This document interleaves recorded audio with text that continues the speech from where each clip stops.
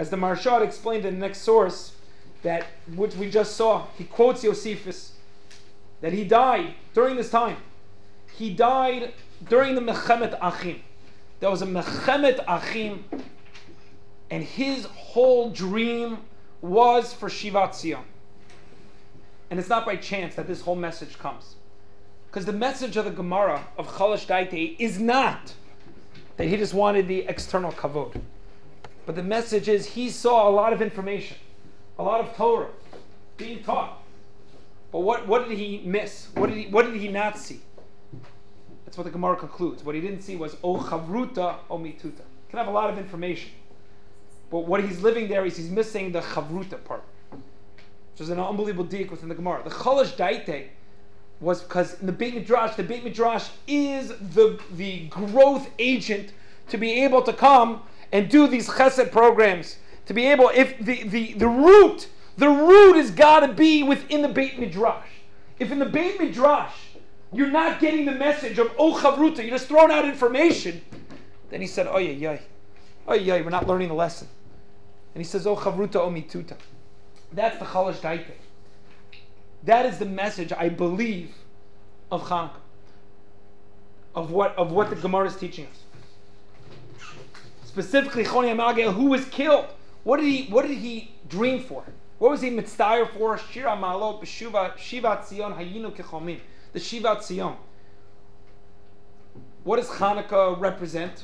If you look at the Rambam represents. The Rambam says here that in Perek Gimel Halacha Aleph, in page 3, the fourth source, he says, "B'bayit sheni, kishemalchu Yavan, gazu gzerot al Yisrael, ubatlu datam, v'leinichu otam la'asok b'Torah mitzvot, upashtu yadam also b'mamonam u'b'notehem, v'nichlesu lehechal u'partzu bo pratzot v'timu ha'te'arot, v'tzar lehem l'Yisrael ma'od b'ifnehem v'lachatzum lachatz gadol, ad shirichem aleim Elohei abatehem, v'oshiem yadam v'tzilam v'gavru b'nei chashmoni ha'kohanim ha'gdolim, v'argum v'oshio Yisrael mi'adam, v'yimidu melech min ha'kohanim, v'chazra malchut l'Yisrael yetra 200 shana achor b'nai sheni." Chanukah is the time the Rambam emphasizes of what? Of Shira Malot b'Shuv Hashem Shivat Zion Hayinu Kechomim. The Malchut happening, and all the challenges of Malchut. Literally, I'm driving here. I found this like Haredi station. It's actually interesting. It's like 105.7. It's like interesting. Just listening. So what do I hear? I hear like the Shas people. They're just going at it. You know what I'm saying? You think like, you think, okay, so there's lichluch, in politics, but it doesn't matter where it is. So this person, I'm gonna have blood libel. I'm gonna be suing you for you. Are you sure you said that? The Mu'atzet Chachamim said that. Literally, the whole Chazar Malchut Yisrael with all of its challenges. Chazar Malchut Yisrael. This was what he wanted. But the question: could you have O Chavruta, or is it O Mituta? That is the message of Chanukah, because if you look at it, the Mishnah Mesechet Avot says there's an unbelievable diuk. I saw this by Rav Moshe Shapira Shlita, who explains in a Sefer on Chanukah. You look at the Mishnah that we're all familiar with. Moshe kibal Torah misinai misara Yoshua, Yeshua's kenim Nevi'im, unevim mitzarua la'anshe knesset agdola. Rav Moshe Shapira makes an unbelievable diuk, which is, what's the two misaruas? I don't understand. Moshe kibal Torah misinai misara Yoshua. That I understand.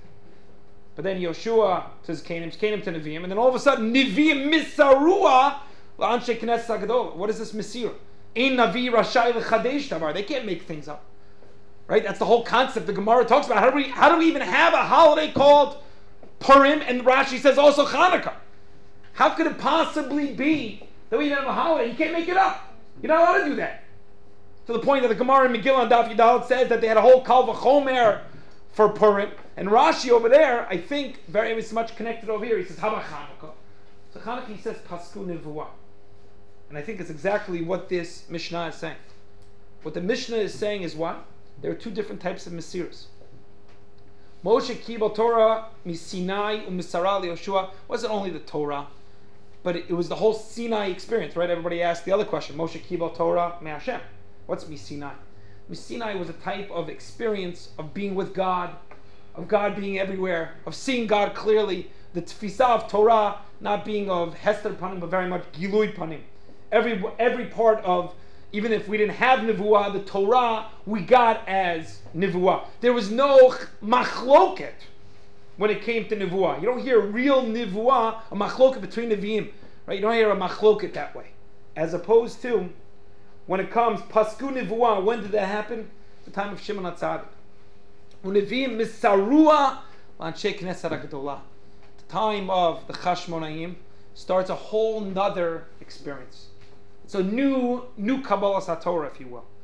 At the time we had in the 3rd month of Sinai, that's when HaKadosh Baruch Hu lit the candles. Remember that line? HaKadosh Baruch Hu lit the candles. Chanukah is the time of Torah Shabbat Peh where we have to light the candles. Which means it now starts from Nevi'im Misaru Al Anshe Knesset HaGedolah. It's now the time of the Chachamim. And this is why Chanukah is called the Chag of Torah Shabbat Peh, that we have to light up the nights, to use a little Miami Boys choir. The idea is that we have the ones that now all of a sudden, that there is Chachamim, there is Machloket. There is Machloket, but the question is, how do you deal with that? Right? I was trying to find the share. I couldn't find it before of a beautiful deal, but at least to even say it with the Gemara, that here, what is it? We know it's, why did Talmidei Rebbe Akiva shelo nagu kavod zeh bazeh? Right? Literally almost like the exact same language of the Gemara. They didn't give him the proper kavod. That even if they disagree, the question is, could you have that with that challenge? And we see already within the Parshiot, we have these two tzaddiks. We have Shimon HaTzadik, and we have what? We have Shimon HaTzadik, and we have Yosef HaTzadik. Shimon HaTzadik, what's his chiddush? That he tells us, Hu haya omer al shlosha dvarim ha'olam omeid al Torah v'avodav gimil chasadim. What's his chiddush? The chiddush is, he's coming right after Churban Bayit Rishon. He's the transition now to the beginning of Bayit Sheni, and he's basically saying, okay, they were the big 3 of Avodah Zarah, Gilui Arayot, Shfichut Tamim. Now we, from where we are as Chachamim, we have to now come and be able to take the Torah how we have it, not in the musag of what it used to be, Itra'uta de la'ela, coming from God, but how we have to do it. And each one corresponds, depends how you want to correspond it, whether Torah now against Gilui Arayot, or you could say Torah against Avodah Zarah, whichever one you want to do. Avodah Zarah against Avodah, and Gemilut Chasadim versus Shfichut Tamim, to say that I'm not the only one who runs the show. Shimon HaTzadik is the person who now, if you look at many different Gemaras, is the arch enemy, if you will, of the Greeks. Alexander Mogdon, it's in different Gemaras. And the message is the same message of Yosef HaTzadik also. Which is, if you looked, I just brought 2 of the sources. Yosef HaTzadik changes history. If you look at Breshit Perak Mem, the whole chait of Mashke of Melech Mitzrayim, and also the chait of the Sarofim, which in the text, in the Psukim, it doesn't even talk about what the exact chait was. And it talks about Sarim and Chatu Mashke Melech Mitzrayim. But it all leads up to somehow Yosef coming to these Sarim and saying, Madua Pnechem Ra'im Hayom. Madua Pnechem Ra'im Hayom. And here, there are 2 different messages which is very much connected to what we're talking about. Rabbeinu Bachai says, it's telling me the Musar of Yosef. Despite that this Chabura was Sarisei Paro.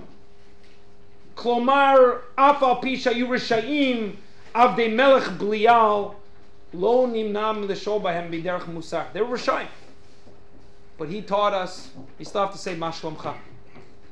Or as the Ramban says, there's a certain amount of Mesirut Nefesh that he has to have. Ki Ratzal L'Saper B'Shevach Yosef, that he, even though they hated him and they could have killed him, he was able to be Batach B'Chochmatom, to be able to have that confidence in yourself, to be able to change the status quo. He could have said, look, I am now the big fish in the very small pond. See? Small pond. See? Whatever. The idea is he was the one who was running the jail. Right? He's big. He said, no, this is not what it's about. So if I had to say what maybe the message of Chanukah is, Chonia Me'agel is going to teach us it's O Chavruta O Mituta. It's O Chavruta O Mituta, as we know from the time of Bayit Sheni of the Sinat Chinam.